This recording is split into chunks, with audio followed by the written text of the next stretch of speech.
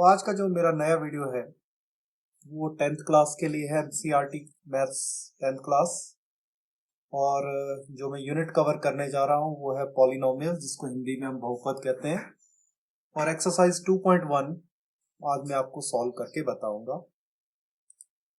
तो उससे पहले सबसे पहले मैं आपको ग्राफ के बारे में बताना चाहूंगा। और ग्राफ में सबसे पहले मैं आपको बताना चाहूंगा कि ग्राफ जब भी आप बनाते हैं तो क्या होता है। आप देख रहे हैं ये जो एक्सिस है जो कि आपका क्षैतिज है या हॉरिजॉन्टल है, तो ये जो आपकी लाइन है जो हॉरिजॉन्टल जा रही है इसको हम कहते हैं एक्स एक्सिस।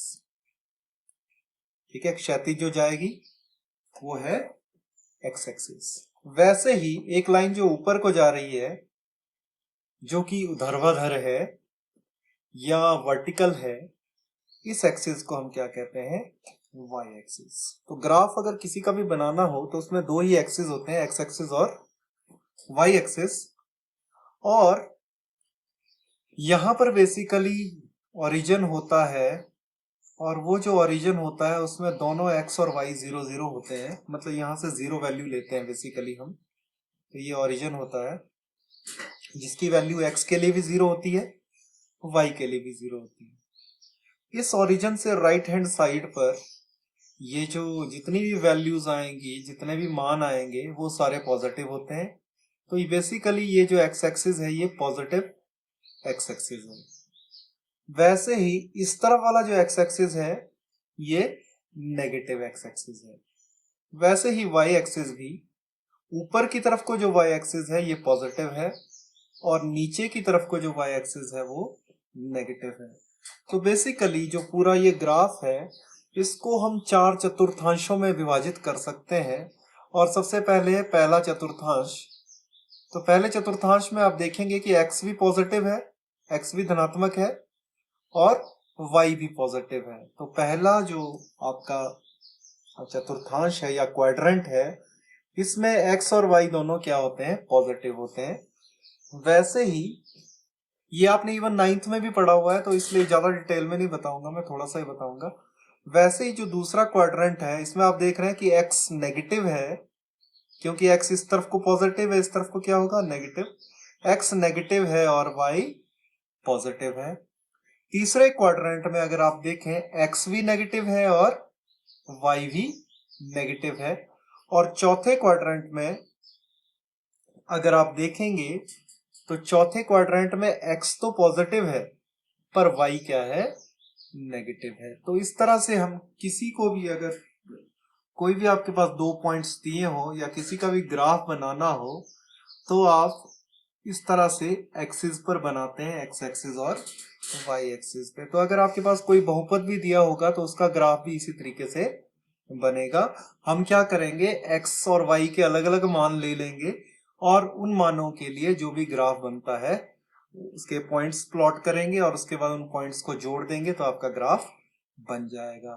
तो अब मैं जा रहा हूं आपके लिए एक्सरसाइज 2.1 के 2.1 पे, जिसमें जो पहला क्वेश्चन है उसमें आपको ये ग्राफ दिया हुआ, आप देख रहे हैं कि ये एक्स एक्सिस है, इस तरफ को पॉजिटिव इस तरफ को नेगेटिव, वैसे ये वाई एक्सिस है।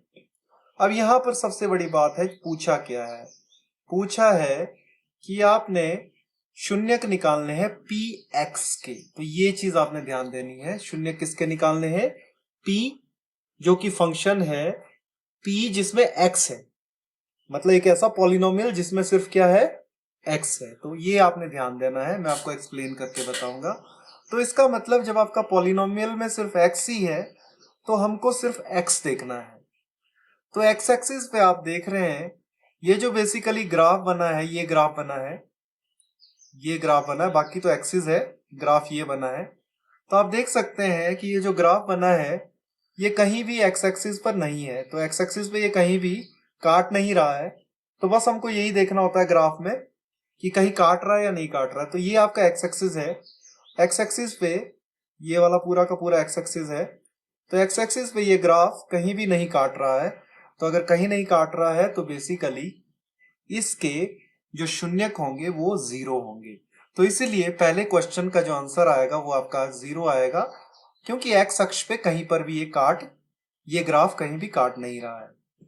अब मैं आपको एक चीज और बताना चाहूंगा कि अगर मान लीजिए इसमें पी वाई पूछा होता, इसी क्वेश्चन में अगर पी वाई पूछा होता कि आपने पी वाई के शून्यक निकालने हैं, तब आपके एक शून्यक होना था, क्योंकि तब यहां पर ये बेसिकली यहां पर कट करना था इसने वाई एक्सिस पे। तो ये चीज आपको समझ में आनी चाहिए कि पी एक्स पूछा है कि पी वाई पूछा है। अगर पी वाई पूछा होता तो शून्यक आने थे एक, पर पी एक्स पूछा है तो शून्यक इसमें शून्य आएंगे। वैसे ही दूसरे क्वेश्चन की ओर चले तो आप देख रहे हैं ये लाइन सी बनी हुई, ये ग्राफ है बेसिकली, और आप देख रहे हैं ये दो जगह काट रही है। एक तो यहां पर जो कि आपका पॉजिटिव एक्स एक्सिस है, ठीक है, तो एक ही जगह काट रही है और तो कहीं नहीं काट रही, एक्स एक्सिस पे और कहीं नहीं काट रही। तो इसलिए बेसिकली इसके शून्य कितने आएंगे, एक, क्योंकि एक्स एक्सिस पे ये ग्राफ सिर्फ एक ही जगह काट रहा है। तो जितनी जगह एक्स एक्सिस पे काट रहा है वही उसके क्या होंगे, शून्य होंगे। और अगर आप बेसिकली y, अगर पी वाई दिया होता आपको, तो भी आप क्या देखते हो, उसमें भी एक ही शून्य का आना था, क्योंकि y पे भी ये एक ही जगह काट रहा है। तो बेसिकली हमने इससे पी वाई तो पूछा नहीं है, पी एक्स ही पूछा है, तो मैं सिर्फ पी एक्स की बात करूंगा। तो एक्स एक्सिस पे सिर्फ एक ही जगह काट रहा है, इसलिए एक शून्य का आएगा। अब तीसरे क्वेश्चन पे देखें आप, तो एक्स एक्सिस पे एक तो यहां काट रहा है, दूसरा यहां पर काट रहा है, और तीसरा ये ग्राफ यहां पर एक्स एक्सिस को कट कर रहा है, काट रहा है। तो इसीलिए इसके तीन शून्यक आएंगे। तो पता चल गया आपको, बस ये देखना है कि वो एक्स अक्ष पर कहां काट रहा है, जहां पर भी वो बहुपद काट रहा होगा वो उसके शून्यक होंगे।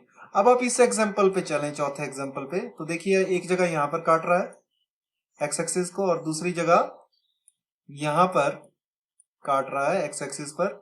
तो दो जगह ये काट रहा है बहुपद, तो इसलिए इसके शून्य कितने होंगे, दो।